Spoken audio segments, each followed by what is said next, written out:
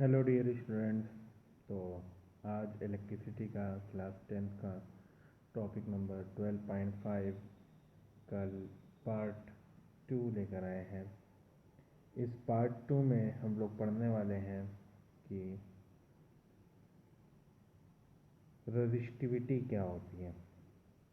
पिछले लेक्चर में हमने ये पढ़ा था कि रेजिस्टेंस कौन चीज़ होती है, फैक्टर अफेक्टिंग रेजिस्टेंस, कैसे कौन चीज़ जो है रेजिस्टेंस को इफेक्ट करती है। जैसे कि उसमें हमने दो तीन चीज़ें पढ़ी थी। जैसे क्या पढ़ा था, एक R is proportional to L पढ़ा था। मतलब ये पढ़ा था जितना लंबा वायर होगा उतना ही ज़्यादा रेजिस्टेंस होगा। दूसरा ये पढ़ा था R is inversely proportional to cross sectional area. इसका मतलब ये था जितना मोटा वायर होगा उतना ही रेजिस्टिविटी इसकी क्या होगी, रेजिस्टेंस इसका कम होगा। मतलब अगर तुमने ज़्यादा डायमीटर का वायर लिया है तो वहाँ पे जो रेजिस्टेंस आएगा वो कम हो जाएगा, है ना। रुकावट कम होगी। अगर लंबा वायर है तो वहाँ पे रुकावट ज़्यादा होगी।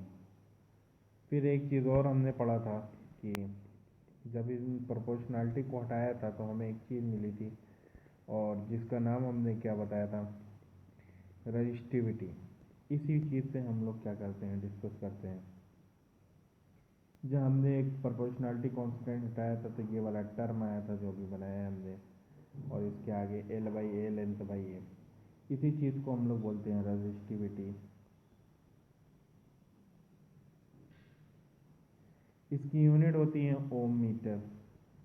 और इस रजिस्टिविटी को हम लोग डिफाइन कैसे करते हैं। अब देखो, ये बात थी कि मैंने बताया था कि ये मटेरियल टू मटेरियल डिपेंड करता है। ये बताया था मैंने कि दो टाइप की गली होगी। एक हो सकता है सब कुछ बराबर हो, उतनी लंबी भी हो उतनी चौड़ी भी हो, लेकिन इन दोनों में क्या दिक्कत हो सकता है कहीं ज़्यादा भीड़ भाड़ हो सकता है कहीं कम भीड़ भाड़ हो, कम कम पियक्कड़ हो, है ना। तो दो चीज़ मैंने बताई थी। इसका मतलब ये होगा कि कौन सा मटेरियल बिहेव करता है।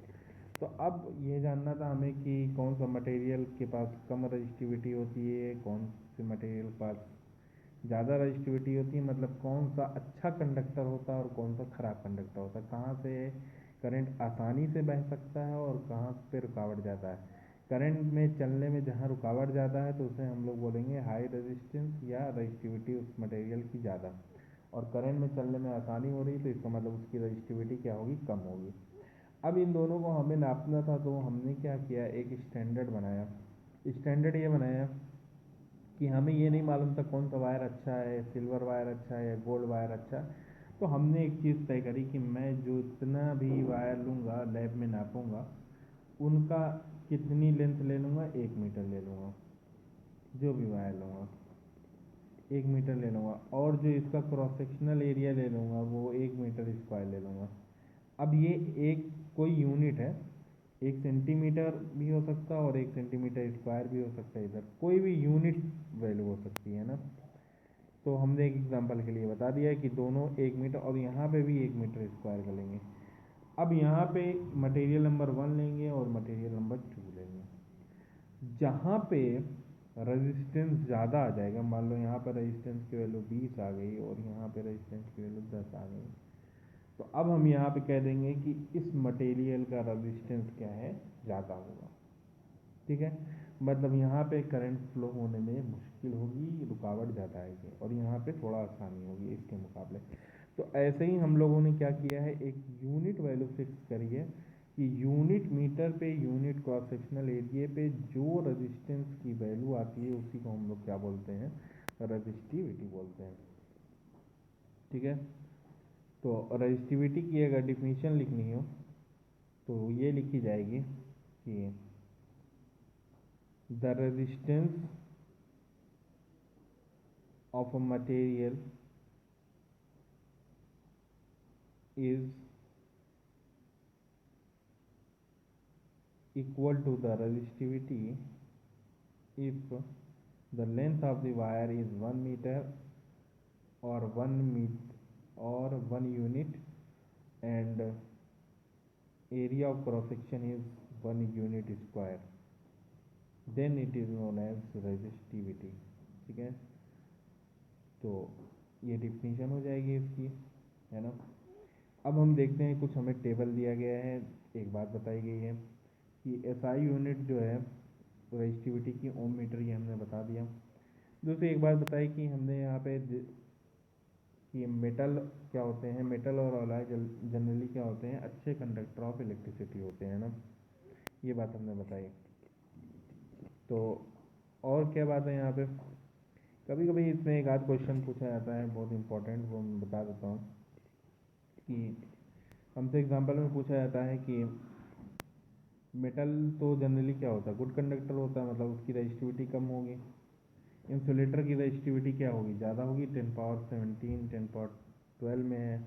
और वहीं उसी की जगह कहाँ पे मेटल में क्या है, 10^-8 में बहुत छोटी है, और ये वाली रेजिस्टिविटी की वैल्यू बहुत ज़्यादा है ना। अब उसके बाद कुछ मीडियम में भी होता है। तो अब हमसे ये पूछा जाता है कि अगर हमें यूज़ करना है हीटर के लिए या हीटिंग डिवाइस में, जैसे कि प्रेस हो गया, टोस्टर हो गया, इन सब में यूज़ करना है, तो हम कौन सा वायर यूज़ करेंगे। तो सबसे पहली बात, हीटिंग के लिए हमें रेजिस्टेंस ज़्यादा होना चाहिए, ये आगे मैं समझाऊंगा। तो जो रेजिस्टेंस जहाँ पे रुकावट ज़्यादा होगी, क्योंकि ज़्यादा टकराव होगा, रेजिस्टेंस ज़्यादा, टकराव ज़्यादा, और टकराने से क्या होगी, हीट बढ़ेगी। तो जिसका रेजिस्टेंस हाई होगा वही वाला हम लोग क्या करेंगे, यूज़ करेंगे। अब यहाँ पे इंसुलेटर इसलिए नहीं यूज़ करेंगे क्योंकि वहाँ पे करंट ही नहीं रहेगा, तो उसको यूज़ करने का मतलब ही नहीं है। तो हमें यूज़ तो करना पड़ेगा मेटल ही, लेकिन अब हम लोग प्योर मेटल ना यूज़ करके क्या यूज़ करते हैं, अलॉय यूज़ करते हैं। अलॉय क्या होता है, क्लास 9 में पढ़ा गया है कि it is a combination of homogeneous combination of a certain metals, है ना। ये सोल्यूशन का एक एग्जाम्पल है। तो अलॉय से अलॉय यूज़ करते हैं। अब उसमें एक आध अलॉय के नाम याद करना होता है, मैग्नीन, नाइक्रोम, ये सब हम लोग यूज़ करते हैं। तो कभी कभी पूछा जाता है कि दो वजह बताइए कि क्यों हम लोग हीटिंग डिवाइस में अलॉय यूज़ करते हैं। तो दो हीटिंग में सबसे पहला रीज़न ये होता है कि रेजिस्टेंस उसका हाई होता है। दूसरा रीज़न ये होता है कि वो ऑक्सीडाइज नहीं होता। ऑक्सीडेशन केमिस्ट्री में हम जानते हैं कि कोई भी मेटल के अगर ऑक्सीडेशन हो जाता है तो उसकी प्रॉपर्टी ख़त्म हो जाती है, बहुत जल्दी क्या हो जाता है, कमज़ोर होकर टूट जाता है। तो ना तो अलॉय का एक तो ऑक्सीडाइज नहीं होगा, पहली चीज़, और दूसरी चीज़ यहाँ पे लिखा भी हुआ है एलॉय नहीं, एलॉय ऑक्सीडाइज नहीं होगा, और दूसरी बात इसका रेजिस्टेंस भी हाई होगा। अब फिर ये सवाल आता है कि इलेक्ट्रिक ट्रांसमिशन लाइन में कौन सा यूज़ करते हैं, मतलब इधर से उधर बिजली पहुंचाने के लिए जो हम लोग तार देखते हैं वो कौन सी यूज़ करते हैं। तो वो ज़्यादातर अपने घरों में हम लोग कॉपर वायर यूज़ करते हैं, और बाहर साइड एल्युमिनियम यूज़ करते हैं, क्योंकि इन दोनों की रेजिस्टिविटी क्या होती है, काफ़ी कम होती है ना। तो यहाँ पे करंट क्या होगा, स्लो नहीं चलेगा, यहाँ पे करंट अच्छा चलेगा, रुकावट कम आएगी। तो अब यहाँ पे सबसे कम रेजिस्टिविटी किसकी होती है, सिल्वर की, कॉपर की, फिर जाके एल्युमिनियम की। तो फिर सवाल ये आएगा कि सिल्वर क्यों नहीं यूज़ करते हैं, सिल्वर बहुत ही महंगा होता है, इसलिए सिल्वर कहीं नहीं यूज़ किया जाता। कॉपर हम लोग घर में यूज़ करते हैं, बाहर क्यों नहीं यूज़ करते हैं, बाहर भी कॉपर के दाम ज़्यादा होता है, तो अक्सर चोरी हो जाती है वायर्स की, इसलिए हम लोग क्या क्या नहीं यूज़ करते हैं, वायर में कॉपर भी यूज़ नहीं करते हैं। तो हम लोग कौन सा यूज़ करते हैं, एल्युमिनियम वायर यूज़ करते हैं, जिसकी रेजिस्टिविटी कम होती है। तो इतनी ही बात थी, that's all for the day.